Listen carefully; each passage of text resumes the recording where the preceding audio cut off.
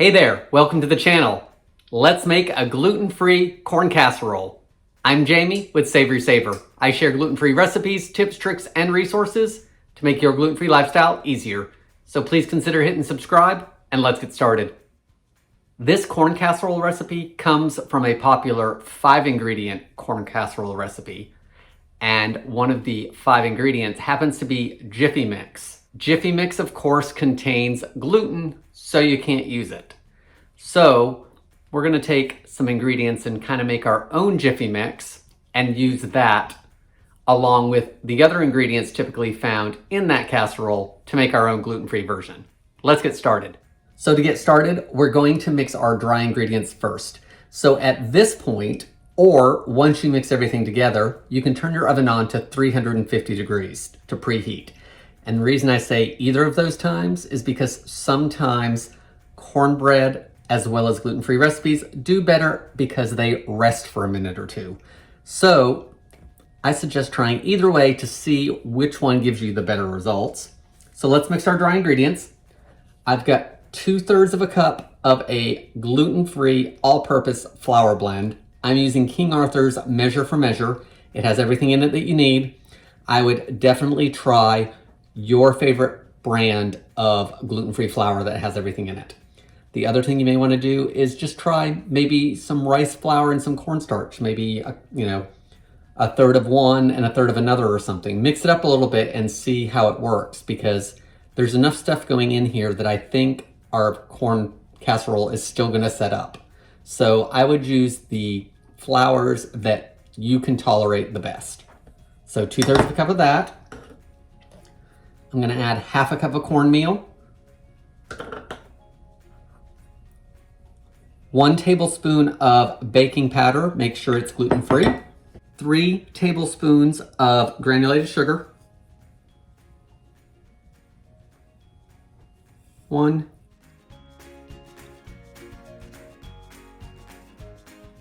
and 3. I am going to add just a 1/4 teaspoon of salt, and that's basically going to give some salt into this dry mix because our other ingredients, of course, have some sodium in it. So let's whisk it all together. I'm doing this in a separate bowl to give everything a good whisk, but you could totally try to do it all in one bowl and see if that method works. All right, let's put that off to the side just for a moment. So we're going to bake our casserole in an 8x8 dish, and it needs to be greased. So one of the other ingredients is 1 stick of melted butter. So I'm just gonna take my pastry brush and I'm gonna use a little bit of that butter to grease the pan instead of adding additional grease to the pan. For one, butter tastes good, so there's no sense in using cooking spray when butter tastes better anyway. And sometimes gluten-free flours don't absorb the same way as regular flour does. So we're not adding any other liquid to this casserole that may not get absorbed. All right, let's put this to the side for just a moment. You're going to need 2 beaten eggs. These are large eggs.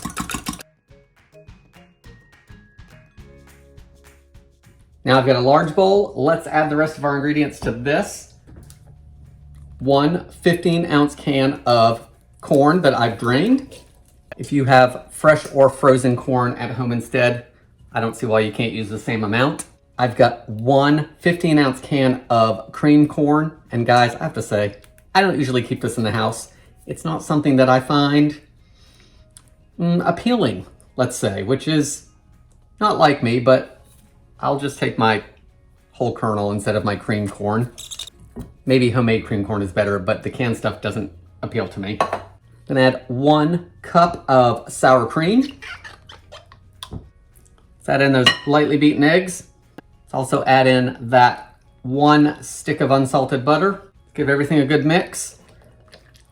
Those 2 eggs are gonna help everything set up, which is why I think you can probably do your own experimenting with the 2/3 of a cup of flour. All right, let's add our dry ingredients. Let's get that all mixed in.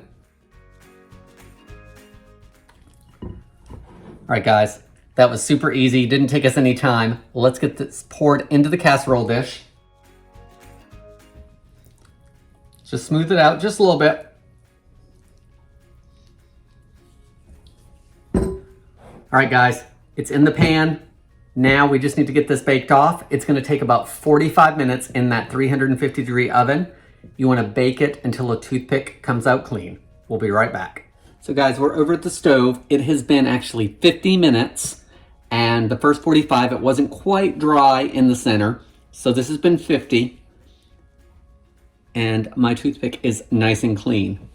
And I looked at a few recipes, and one recipe that stuck out to me actually had one more item, and that item is some cheese. So I thought that would be a really good addition. It's a casserole. Tara and I like cheese. Cheese usually only enhances things, so let's add a little bit on there.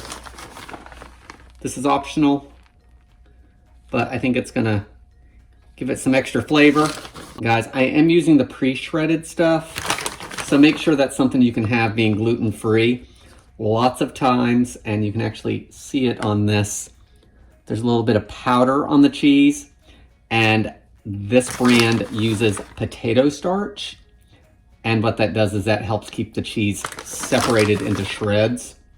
So either shred your own or make sure that your cheese is safe for you to eat. All right, that's probably about 3/4 of a cup to a cup of cheese on there. A little bit on just about all of it. Pop this back in for about 10, maybe even 15 minutes, just until the cheese is melted.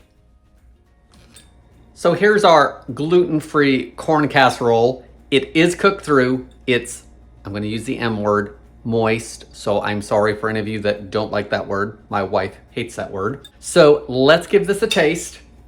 I have not tried it yet. So let's see if it's a reason for me to actually buy canned cream corn. That's good. I like it. I like the big pieces of corn kernel in there, that it's not like cornbread. I like that it's cooked through, so it's not like a, corn pudding, I think is what they call it. I think this is something similar. Cheese on the top, definitely an extra, but I like it because I like cheese. This did cook for 50 minutes. I topped it with cheese and did it for an extra 10. I don't think that hurt the cooking time at all. If anything, it helped cook it a little further, even though I was getting a clean toothpick at about 50 minutes. I can't see the cream corn anymore because it's all mixed in.